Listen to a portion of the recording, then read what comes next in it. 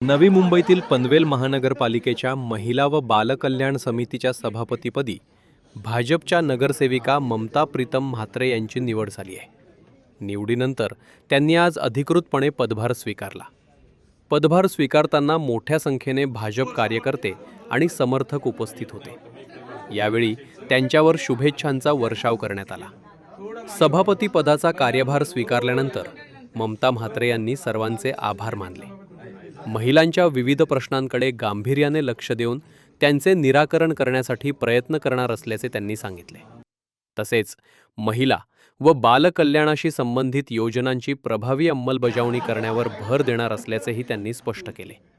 पनवेल महानगरपालिकेत त्यांच्या निवडीमुळे महिला सक्षमीकरणाच्या दिशेने आणखी एक महत्त्वाचे पाऊल उचलले गेले असल्याची भावना व्यक्त केली जात आहे. सर्वप्रथम सगळ्यांना माझा नमस्कार.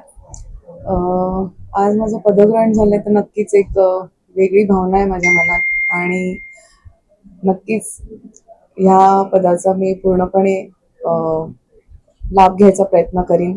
ह्यासाठी मला सगळ्यांची साथ महत्त्वाची आहे, तर त्यांच्या सगळ्यांच्या साथीने मी नक्कीच पुढे काम करण्याचा प्रयत्न करीन.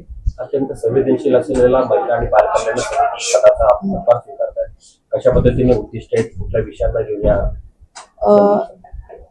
खरंच हा म्हणतो ना, महिला व बालकल्याण म्हणजे आपण महिलांसाठी आणि मुलांसाठी काहीतरी करावं, हा सेन्सिटिव्ह विषयच आहे म्हणायला गेला तर, बघायला गेलं तर ह्याच्यात जे काही महिलांसाठी आणि मुलांसाठी मला काही अडचणी असतील, त्यांची बऱ्याच काही अडचणी आहेत, त्या आता मी जाणून घेईन आणि काही विषय माझ्या डोक्यातही आहेत.